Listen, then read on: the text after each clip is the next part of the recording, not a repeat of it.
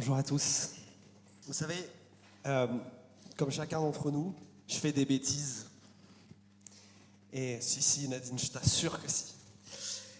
Et qu'il y a des choses que Dieu veut changer en moi. Une des choses avec lesquelles j'ai beaucoup de mal et que Dieu veut souvent changer avec moi, c'est m'apprendre à reconnaître mes torts.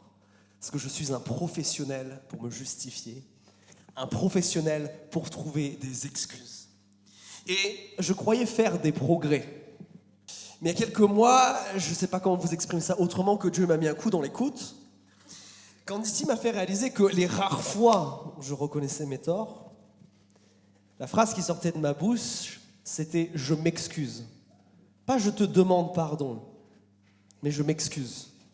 Pas « je reconnais que j'ai fait quelque chose de mauvais contre toi et vraiment je suis désolé et j'aimerais que tu m'accordes le fait que la relation se répare », mais beaucoup plus « non, je m'excuse et je vais t'expliquer pourquoi en fait. Pourquoi maintenant on doit être dans une relation rétablie, toi et moi ». Et je me suis rendu compte d'une deuxième chose. C'est que bien souvent, la suite de cette phrase, c'était « je m'excuse, mais ».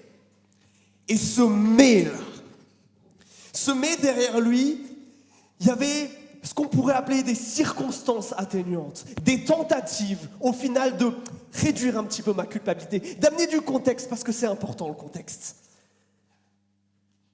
Mais aujourd'hui, j'aimerais nous inviter à découvrir quelque chose. Qu'il faut qu'on arrête de s'excuser. Aujourd'hui, on va voir un petit peu c'est un peu la deuxième partie de ce qu'on a commencé à voir la semaine dernière. Et on va prendre nos Bibles en Genèse chapitre 20. Et vous pouvez d'ores et déjà en sortir une ou un téléphone portable. Mais laissez-moi vous rappeler ce qu'on a vu la semaine dernière. On a vu que Dieu déteste le péché, que Dieu déteste le mal. Et c'est pas seulement quelque chose qui l'énerve, qui le met dans un état émotionnel pas content. Non, Dieu détruit le mal. Et on a vu que cette destruction de Sodome et Gomorrhe, et je ne sais pas ce qui vous est passé par la tête et par l'esprit quand on a étudié tout ça. Mais moi, une des premières choses qui m'est venue, c'est « ouais, mais on n'a pas tous les éléments. » La Bible, elle nous dit peut-être pas tout. En fait, on ne sait pas exactement comment ils vivaient. Il y a, je ne sais pas, quelque chose dans leur passé, dans leur enfance. Il y a peut-être quelque chose qui pourrait expliquer tout ça. Au final, est-ce qu'ils n'avaient pas en quelque sorte des excuses pour avancer devant Dieu ? Et aujourd'hui, j'aimerais vous montrer ça. Quelles excuses on a tendance à amener devant Dieu ? Comment Dieu y répond et ce que Dieu voudrait qu'on fasse plutôt à la place ? Et pour ça, Genèse chapitre 20, on reprend notre récit. Je commence à lire. Abraham partit de là pour le Néguev. Il s'installa entre Kadesh et Chour. Puis il séjourna en immigré à Guérar. Abraham disait de Sarah, sa femme, « c'est ma sœur ». Tiens, Abimélec, roi de Guérar, fit prendre Sarah.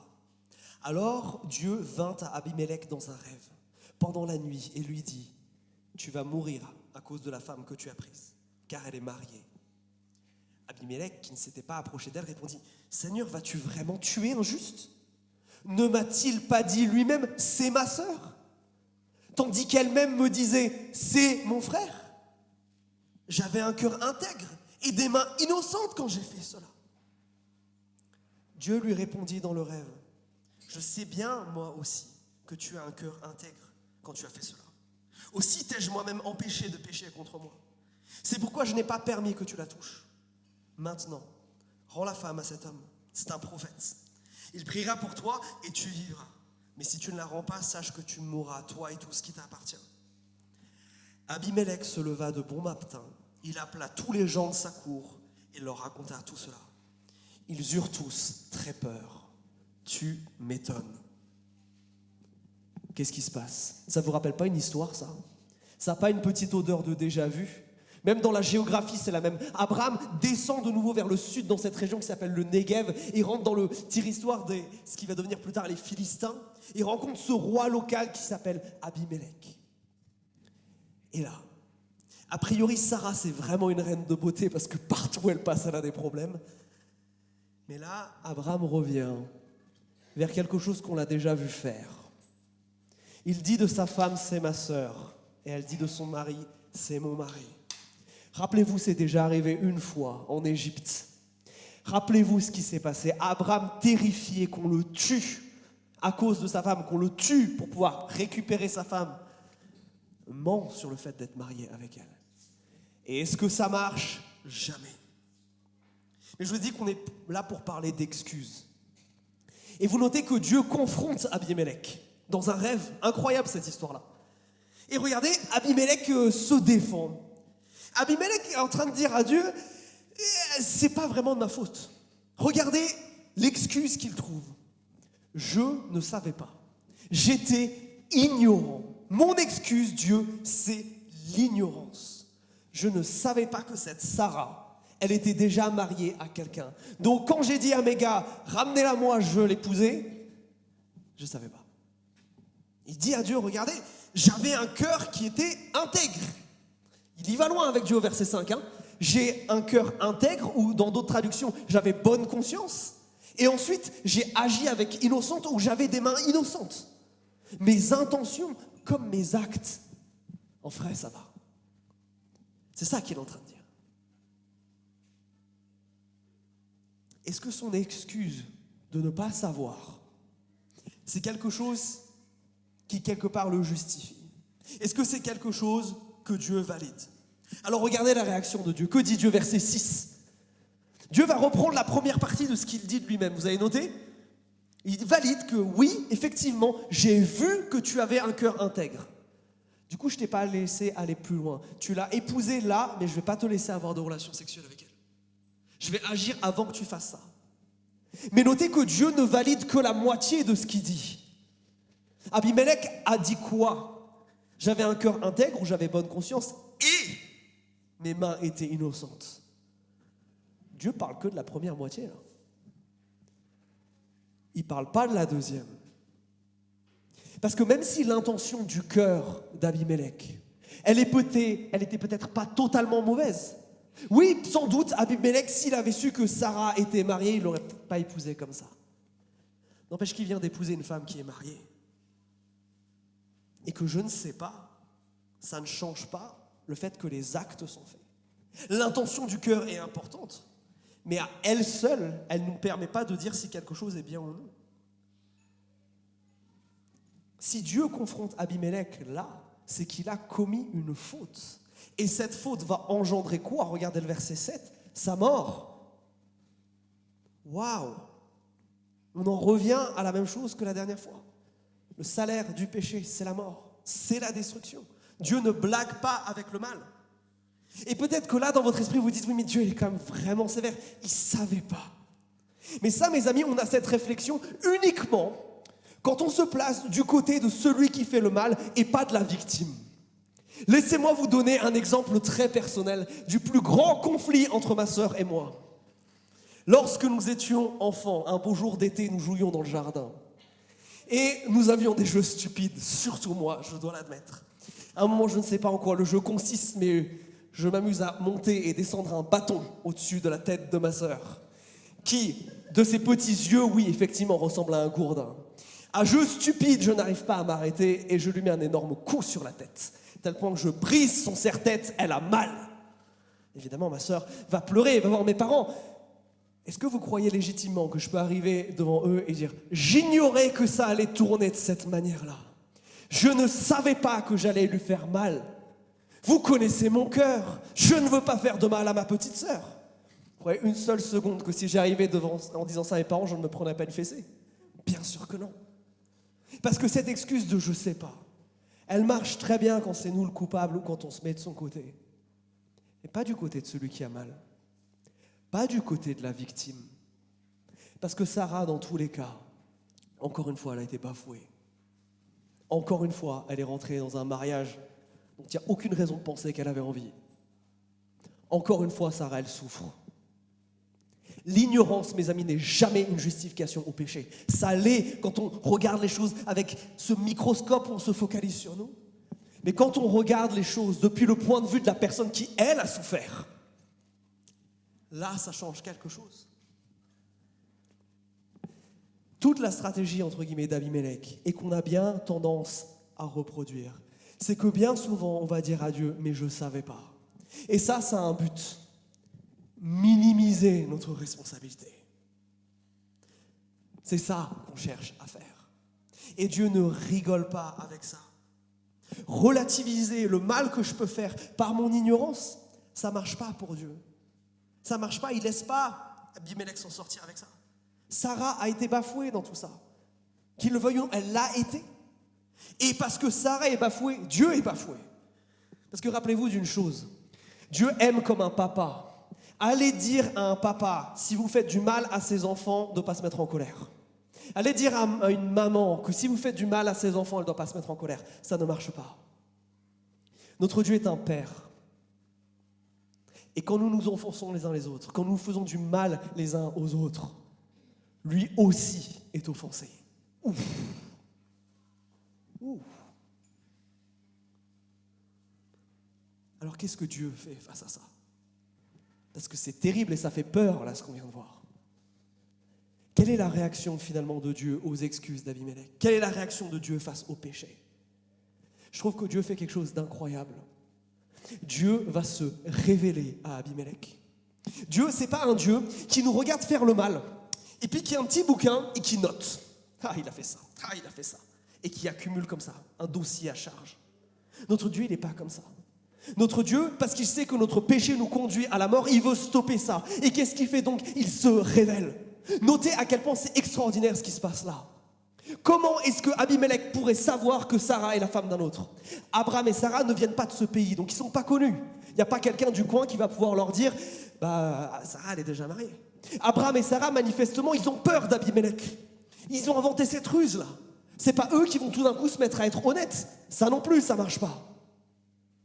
Alors cet homme, d'un point de vue humain, il n'y a personne qui va pouvoir lui dire qu'il est en train de faire le mal, qui va inévitablement l'amener à sa mort. Mais Dieu aime tellement Abimelech, aime tellement cet homme qui commet le mal, qui est polygame, qui n'a pas grand-chose pour lui, qui va lui-même le visiter dans un rêve. Parce que Abimelech ne pourra pas un jour se tenir devant Dieu et dire « j'ignorais tout, je ne savais pas ». C'est pas comme ça que Dieu fonctionne. Dieu ne nous laisse pas commettre le mal impunément. Ne nous laisse pas commettre le mal sans nous le dire. Et ça, je trouve ça tellement incroyable parce que si je regarde ma propre vie, j'ai pas tendance à faire ça. Oh non, des fois j'aime monter des cas, j'aime monter des dossiers contre les gens. Mais pas Dieu. Dieu, il nous aime tellement qu'il choisit de se révéler. Et il le fait de manière incroyable. Il peut le faire de manière directe. Il peut le faire via sa parole. C'est bien pour ça qu'on étudie la Bible chaque dimanche. Il peut le faire via d'autres gens. Il y a des scènes incroyables dans la Bible. Rappelez-vous l'histoire de David, une histoire à peu près similaire, où il pêche avec une autre femme, Bathsheba. Dieu va envoyer un prophète jusque dans sa maison pour le confronter. Dieu nous parle quand nous faisons le mal. Il ne nous laisse pas gérer ça seul. Il nous aime tellement et il a conscience que ça peut tellement nous détruire qu'il ne veut pas qu'on reste avec ça. Et moi, mes amis, je trouve ça absolument incroyable que la phrase qu'on a chantée tout à l'heure, le Dieu qui peut discerner mes pensées et continuer de m'aimer. Incroyable que Dieu t'aime tellement qu'il ne veuille pas que tu poursuives dans le mal, qu'il veuille se révéler à toi. Incroyable. Mais nous, dans tout ça, est-ce qu'on écoute quand Dieu parle? Ou est-ce qu'on utilise l'ignorance comme une excuse pour nos comportements et pour le mal que nous pouvons causer autour de nous? Est-ce que cette phrase « Ah, je suis désolé, je ne savais pas », tu la prononces? Est-ce que tu prononces une de ses cousines, une de ses variantes? « Oh, je ne savais pas que ça allait te faire mal. Oh, je ne savais pas que ça allait se finir comme ça. » Comme une excuse pour ne pas assumer tes responsabilités. Je ne savais pas que ça allait t'atteindre. Vraiment, tu ne savais pas?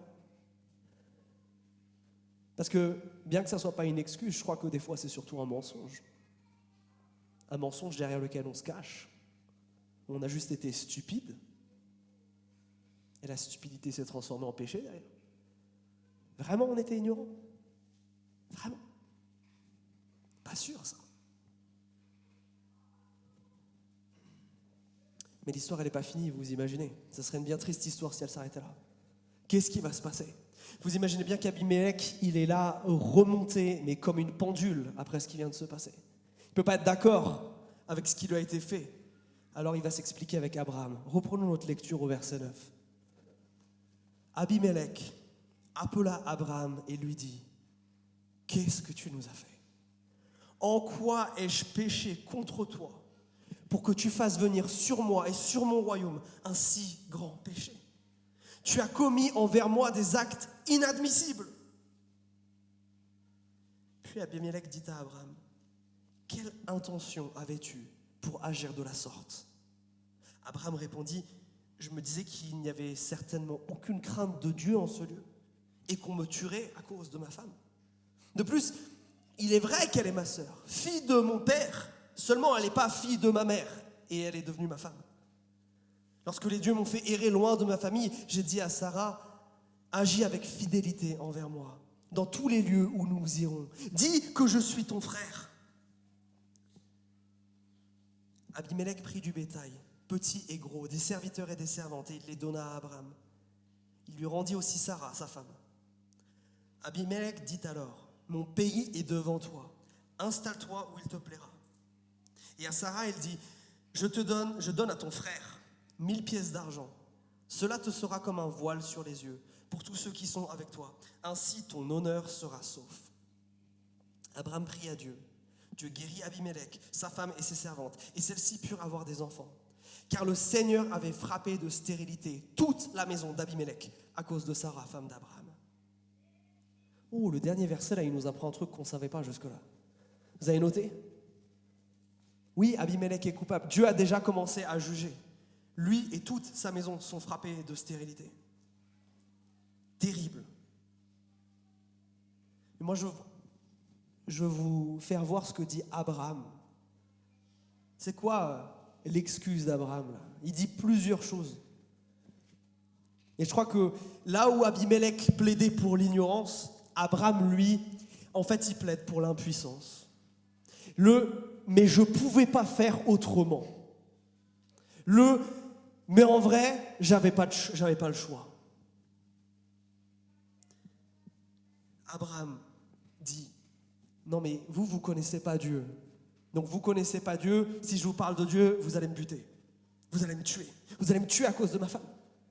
Terrassé par la peur, je ne peux pas y arriver. C'est pas possible. C'est pas possible de vivre dans ce pays de manière honnête et juste. Je suis impuissant par rapport à ça. Et puis c'est pas tellement de ma faute, c'est plutôt de la vôtre. Vous êtes, regardez, c'est presque il l'engueule presque. Vous êtes un pays qui n'a pas la crainte de Dieu. C'est votre faute finalement. Puis après, au verset 12, il va jouer sur une technicalité. Là où Abimelech, il avait des bonnes intentions, mais des mauvais actes, Abraham, c'est l'inverse. Ah, techniquement, c'est pas tout à fait un mensonge parce qu'a priori, Sarah, c'est sa demi-sœur. Type de mariage que Dieu va sévèrement condamner par la suite. Mais techniquement, quand je dis c'est ma sœur, c'est pas vraiment un mensonge. Vous croyez vraiment que ça passe aux yeux de Dieu, ça? Celui qui discerne nos pensées et qui voit très bien la situation, il voit très bien que Abraham, ses intentions ne sont pas bonnes. Tout ce qu'il essaye de faire ici, en montrant son impuissance, et que même sur la petite part, on pourrait lui reprocher quelque chose, en vrai, c'est pas vraiment un mensonge. Qu'est-ce qu'il essaye de faire? Il essaye de se victimiser, Abraham. L'impuissance, elle mène à ça, à une idée de victimisation. De dire, et en plus, on a convenu avec Sarah qu'on ferait comme ça, donc quelque part, je suis aussi victime d'une promesse, d'un accord qu'on a déjà fait. Mais est-ce que c'est pas aussi ce que nous, on fait souvent avec Dieu? Et souvent les uns avec les autres? Ah non, mais je t'ai mal parlé, d'accord, mais t'avais pas qu'à me mettre en colère. Non mais, ok, j'ai fait ça, mais les autres, vous êtes pires. Vous êtes des sans-dieux, là, des gens qui ne le craignaient pas. Non mais c'est vous qui m'avez forcé dans cette situation et qui m'avez forcé à faire le mal. Est-ce que celle-là, elle ne résonne pas méchamment à nos oreilles? Oui, l'excuse de l'impuissante, on la répète et on la répète. Et je crois pour vous qui êtes chrétiens que c'est absolument, pour nous je devrais dire, inadmissible. Pourquoi ? Parce que ça, c'est laisser gagner la peur et pas faire triompher notre foi. C'est exactement ce qu'on avait vu lors de la première histoire dans Genèse 12, dans la même situation. Mais nous, les amis, nous marchons avec des promesses. Nous, chrétiens, nous marchons, par exemple, avec cette promesse-ci. Amen, je vous le dis. Les tentations qui vous ont assaillis sont communes à tous les hommes. Non, c'est mauvais verset, je vous le lis. Les tentations qui vous ont assaillis sont communes à tous les hommes. D'ailleurs, Dieu est fidèle et il ne permettra pas que vous soyez tentés au-delà de vos forces. Au moment de la tentation, il préparera un moyen d'en sortir.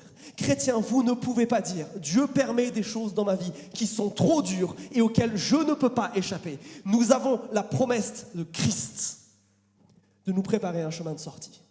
Alors vous allez me dire, c'est une chose de savoir qu'il y a un chemin de sortie, mais c'est une deuxième d'y arriver. Cette fois j'ai le bon verset.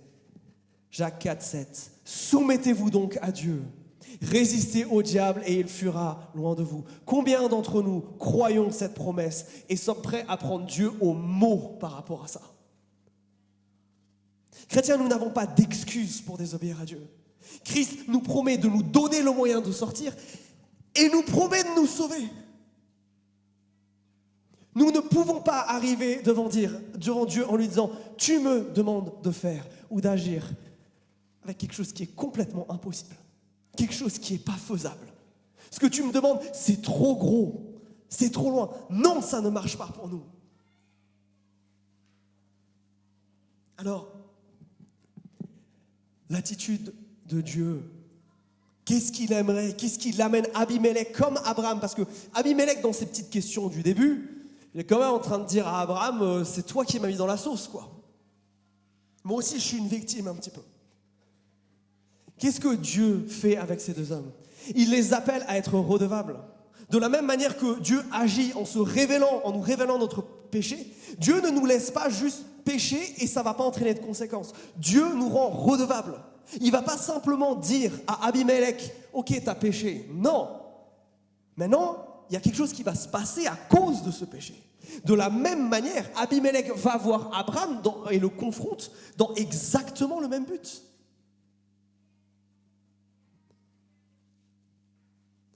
Le péché, ça a une conséquence. Regardez le verset 7 comme il est dur à ce niveau-là. Dieu a dit à Abimelech, « Tu ne rends pas Sarah. Et si Abraham ne prie pas pour toi, c'est terminé. » Mes amis, non seulement Dieu est juste quand il juge, parce que nous faisons tous le mal, mais nous ne pouvons pas arriver devant lui avec une quelconque excuse. Parce qu'il est prêt à nous aider. Parce qu'il nous révèle quand nous faisons le mal. Le problème, c'est que bien souvent, on est tellement orgueilleux. Bien souvent, on a le cœur tellement dur par rapport à ça. Je ne sais pas comment Dieu, émotionnellement, il ressent ça. C'est une question qu'un jour, j'aimerais lui poser. Lui qui a été prêt à se faire battre, maltraiter, à mourir ensanglanté sur cette croix pour nous, comment il prend nos pinaillages de « non, mais on n'a pas vraiment fait le mal ». Je ne sais pas comment ça se passe pour lui. En tout cas, il y a une chose qui est incroyable. C'est que si Dieu se révèle et nous révèle le péché et veut nous amener à être redevables, c'est dans un objectif. Dieu, il ne fait pas ça pour juste nous montrer nos fautes et nous dire « Ah, vous avez vu comme vous êtes mauvais ». Dieu, il ne veut pas s'arrêter là. Parce que si Dieu, il fait juste ça, c'est juste méchant, en fait. Non. Dieu, il veut nous amener à quelque chose d'autre, qui s'appelle la repentance. C'est un terme dans la Bible. C'est un gros mot de la Bible, on pourrait dire ça comme ça. C'est un mot particulier de la Bible. C'est un mot pour dire faire un 180 degrés, faire un demi-tour. Dieu, en nous faisant réaliser le mal que nous faisons, en détruisant nos excuses, et en nous montrant les conséquences de notre péché, ce qu'il veut nous faire faire, c'est un demi-tour. Pas qu'on continue à foncer droit dans le mur, mais qu'on revienne vers lui, qu'on revienne en arrière. Parce que l'objectif de Dieu, c'est toujours la restauration, jamais la destruction. Dieu, il aime Abimelech. C'est pour ça qu'il lui dit les choses. Si vous voulez le détruire, vas-y, continue. Fais, et comme ça mon jugement tombera sur toi. Mais c'est pas Dieu. On a un Dieu qui préfère restaurer que détruire. Sauver que punir. Et ça n'a rien à voir avec nous et tout à voir avec son caractère qui est merveilleusement bon. Nous ne méritons pas que Dieu fasse autant d'efforts pour nous parler, pour se révéler à nous, pour nous dire « Les amis, repentez-vous ». Et pourtant, il le fait. Et ça, je trouve ça absolument incroyable que nous tous, dans cette salle, nous soyons aimés de cette manière-là. Alors la repentance, ça veut dire quoi? Parce que j'ai bien conscience que c'est un mot technique. La repentance, c'est ce qui fait la différence entre Abimelech et Abraham. C'est ce qui fait la différence entre ce qui leur arrive à la fin. Parce que, encore une fois, les versets finaux sont importants. Abimelech, il y a une restauration complète. Il y avait un énorme problème généralisé de stérilité que Dieu a guéri comme ça. Est-ce que vous percevez l'ironie que ça se passe pour Abimelech? Est-ce que vous percevez l'ironie du fait que ça soit ça le problème en question? Parce que quel est le problème d'Abraham et Sarah? Stérilité. Ils ne conçoivent pas. Et ils attendent ce moment où Dieu va accomplir sa promesse, où cet enfant va venir. Ils attendent. Je me demande très honnêtement si Abraham et Sarah ne s'étaient repentis à ce moment-là, si ça n'aurait pas changé drastiquement les choses pour eux. Alors, revenons-en. La repentance, ça veut dire quoi? Qu'est-ce qu'on veut mettre derrière ce mot? Ça veut dire quoi? Faire un 180 pour Dieu. Premièrement, c'est admettre ses fautes. Abimelech, oui, il discute avec Dieu, versets 5-6 là, mais après il admet sa faute. Au verset 9, cette phrase-là, « En quoi ai-je péché contre toi pour que tu fasses venir sur moi un si grand péché ?» Ou, dans d'autres traductions, « Que tu m'amènes à commettre un si grand péché ?» Il reconnaît qu'il a fait une faute. Mais il va le reconnaître de manière autant plus forte dans les versets 14 à 16, où il va offrir une forme de réparation à Abraham et à Sarah. Oui, ils l'ont trompé, mais lui a bien conscience qu'il a péché. Et donc, il va offrir réparation. Et c'est une manière pour lui de reconnaître ses fautes, de reconnaître ses torts. Alors, qu'est-ce qu'il fait? Regardez, il va voir Abraham et il lui donne une première compensation financière, entre guillemets. Oui, j'ai déshonoré ta femme. J'ai pris ta femme pour femme. Je l'ai déshonorée. Le fait que des troupeaux, des gens vont quitter le service d'Abimelech pour aller avec Abraham, tout le monde va le voir. Quelque chose d'extrêmement public qui se passe là. Abimelech admet ses fautes. Il les met en lumière, il ne les cache pas. Plus que ça, il fait quelque chose d'extraordinaire pour Sarah, que je trouve d'une beauté incroyable et que j'aimerais voir Abraham faire beaucoup plus souvent. Il y a cette phrase un peu bizarre là, où il lui donne, regardez, 1000 quelque chose d'argent là. Puis là, vous avez vu que vous n'avez pas forcément dans vos traductions écrit la même chose que moi j'ai. On a cette idée que ça sera un voile sur les yeux pour les gens qui t'entourent, afin que ton honneur soit sauf. Qu'est-ce que ça veut dire ça? On n'est pas exactement sûr de la pratique qui a lieu ici. Est-ce que c'est une culture dans laquelle on paye des dots et que quelque part en rendant une dot, Abimelech, il prouve quelque part que le mariage n'a pas eu lieu? Ça peut être ça. D'autres disent que comme il y a un échange d'argent, c'est comme quelque chose qui marque que le roi fait une promesse et que c'est vrai quand Sarah va dire « il ne s'est rien passé entre lui et moi ». Dans tous les cas, ce qui est important, ce n'est pas de comprendre exactement quelle était la pratique, c'est l'objectif dans lequel elle était faite. Regardez pourquoi Abimelech il fait ça. Il fait ça pour que l'honneur de Sarah soit restauré. Et je trouve ça absolument incroyable. Parce que Sarah, elle doit déjà souffrir pas mal là de passer entre guillemets entre plusieurs mains, la pauvre. Elle souffre parce qu'elle est stérile. Maintenant qu'elle revient avec Abraham, vous imaginez comment ça va jaser? Avec ce qui s'est passé avec l'autre Abimelech là. On va la considérer comme une femme de petite vertu, c'est ça qui va arriver. Mais Abimelech veut être sûr que ce n'est pas le cas. Regardez dans quel presque extrême il va dans l'admission de ses fautes. Il admet ses fautes, mais quelque part il fait quelque chose de plus ici. Il veut s'assurer que ses fautes aient le moins de conséquences négatives possibles sur les autres. Je trouve ça tellement admirable dans sa manière de faire les choses. Ça, mes amis, c'est la repentance. C'est celle qui reconnaît ses torts, celle qui assume ses erreurs, qui n'en trouve pas de la fierté. Mais c'est la deuxième chose, qui ensuite va demander pardon. Parce qu'on est habitué de nos jours à ce langage politique où on admet nos fautes. J'assume. La Bible, elle n'est pas juste à propos d'assumer.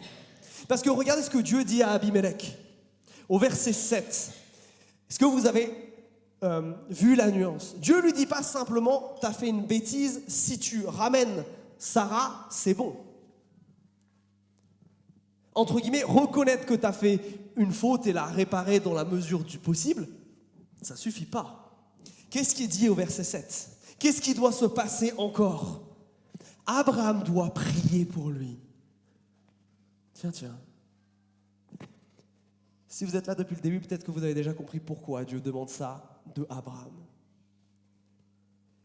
Parce que quand Abraham va prier pour lui, qu'est-ce que Abraham va dire? Quelle est l'idée que Abraham prie sur lui? C'est l'idée de dire j'accepte ta demande de pardon. Tu ne reconnais pas seulement tes torts, tu demandes pardon. Et pourquoi c'est un acte de prière? Parce que rappelez-vous le rôle d'Abraham dans l'histoire. Abraham a un rôle de médiateur. C'est-à-dire que si ça se passe bien entre Abraham et les gens, ça se passera bien entre Dieu et les autres gens. Si ça se passe mal entre Abraham et Abimelech, ça se repassera mal entre Dieu et Abimelech.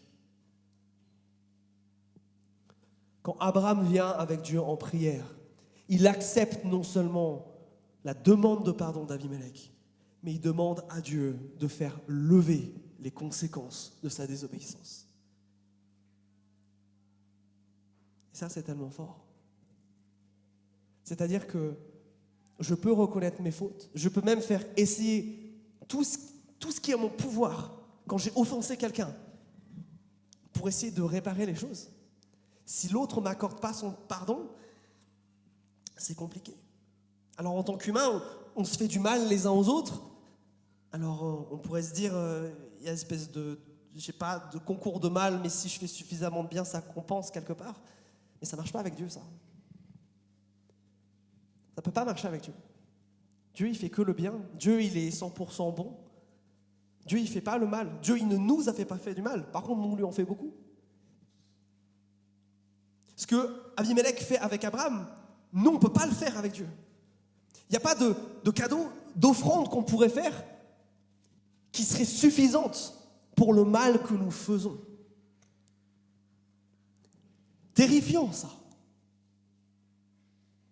Alors, s'il n'y a pas quelque chose qui peut réparer, qu'est-ce que Dieu avait dit? Il faut qu'il y ait la mort. Alors, comment on sort de ce problème-là? Il nous faut un nouveau médiateur. Il faut un médiateur qui soit bien plus doué qu'Abraham, qui ne fasse pas n'importe quoi comme lui, qui puisse être présent et disponible pour n'importe qui ait la puissance de contrecarrer d'une manière ou d'une autre cette punition de la mort pour le péché. Il faut que quelqu'un vienne, il faut qu'une aide du ciel vienne et descende. Et vous avez déjà compris de qui je parle. On parle de Jésus ici. Jésus va être le médiateur parfait, parce qu'à l'offense infinie de Dieu, qui ne peut entraîner que la mort, qu'est-ce que va faire Jésus? Il va mourir. Mourir à notre place. Pour que la condamnation qui vient avec le péché cesse. Mais bien plus que ça. Derrière Abraham, là, il doit intercéder auprès de Dieu. Il doit dire, moi je l'ai pardonné, donc pardonne-le. Ça, mes amis, c'est pour ça que Jésus est ressuscité. Nous ne croyons pas en un Dieu mort qui se serait décomposé dans la tombe. On croit en un Dieu qui est vivant. Et comme Hébreux chapitre 7, verset 25 dit et déclare avec tellement de force, voilà pourquoi il est en mesure de sauver parfaitement ceux qui s'approchent de Dieu par lui. Parce qu'il est toujours vivant pour prier, pour intercéder en notre faveur auprès de Dieu. Mes amis, ça c'est la seule chose qui peut nous sauver. Ça c'est la seule chose qui peut nous rendre chrétiens. C'est ça, c'est que Jésus intercède pour nous. Mais ça présuppose qu'on se repente.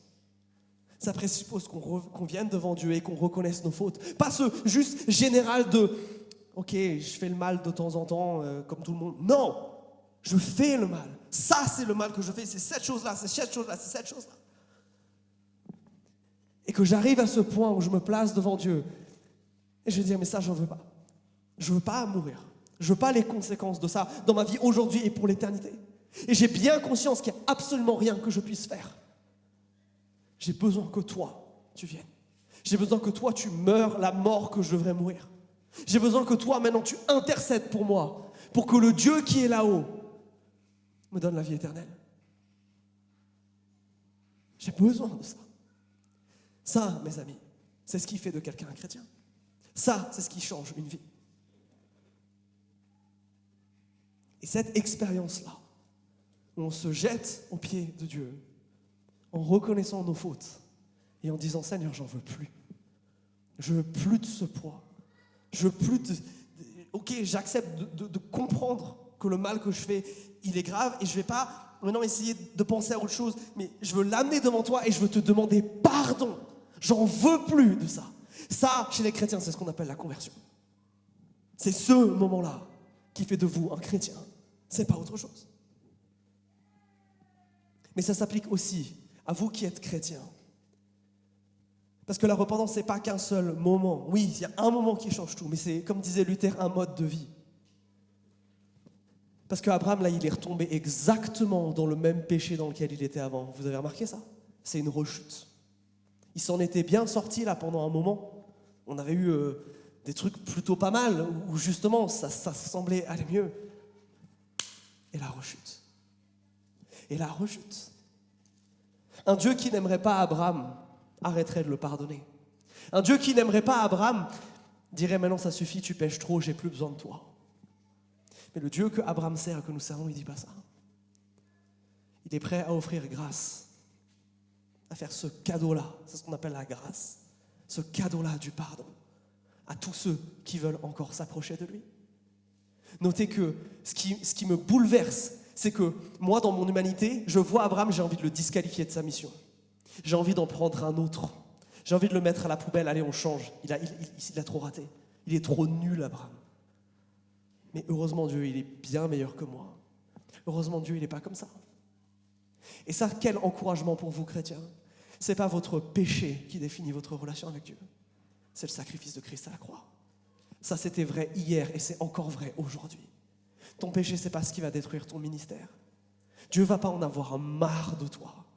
Si tu as l'humilité de revenir à lui, si tu as l'humilité d'arrêter les excuses, d'arrêter de dire « je m'excuse » et tu commences à dire « je te demande pardon », alors il y a un pardon, il y a une grâce, il y a une transformation qui est sans commune mesure.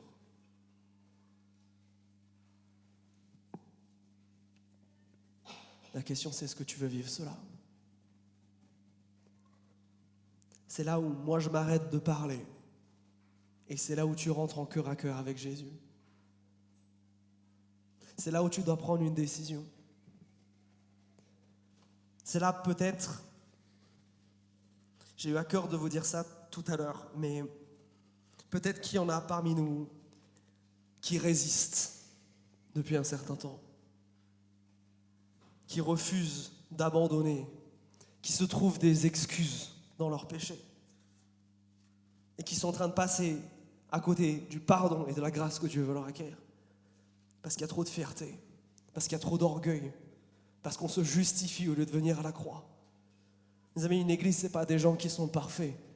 C'est des gens qui reconnaissent qu'ils ne le sont pas et qui le reconnaissent régulièrement et très vite.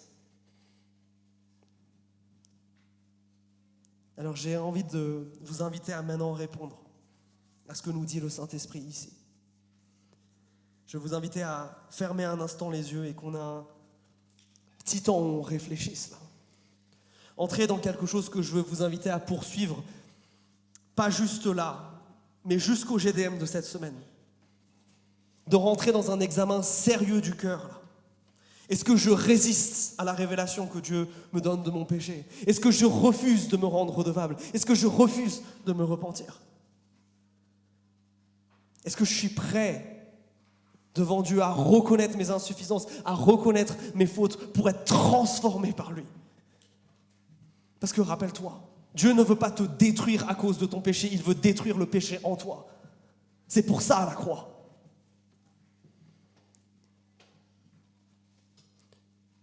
Je t'invite à demander à Dieu. s'il n'y a rien qui te vient à la tête là et qui te prend ce temps jusqu'au groupe de maison pour réfléchir à ça, pour prier, pour demander à Dieu, est-ce que dans mon orgueil, là, je suis même carrément devenu aveugle? Je suis ignorant, non pas parce que tu m'as jamais rien dit, mais parce que je refuse de voir. Mes amis, il y a de la grâce pour vous. Et il y en a tellement. Mais elle est pour ceux qui acceptent de s'humilier devant Dieu.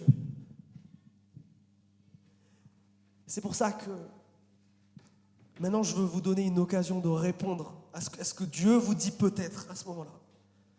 On a le repas de la scène qui est devant nous. Ce repas qui nous rappelle, oui, Jésus a dû mourir à cause de toi. Mais Jésus est aussi mort pour toi. Pour que tu puisses vivre. Et je veux t'inviter pendant un chant qu'on va prendre et que je vais t'expliquer dans quelques instants. Si tu veux rentrer dans cette démarche de repentance, si tu veux dire à Dieu, ok, j'arrête avec les excuses, j'accepte d'abdiquer, mais non, ça suffit. Je veux la grâce, je veux le pardon, je veux plus de l'anxiété du mal, je veux être transformé, je veux que ça change. Alors pendant ce chant, je veux que tu fasses comme Abimelech, qui n'a pas eu peur d'admettre ses torts, qui n'a pas eu peur que ça soit quelque part public. Je veux t'inviter à te lever et à aller prendre ces éléments de la Sainte Seine. On les mangera, on les boira ensemble ensuite. Mais si tu te reconnais pécheur en besoin de Dieu, personne faillible, pas de manière générale, mais parce que tu prends conscience que ce que tu fais offense Dieu et que Dieu est en colère avec ça.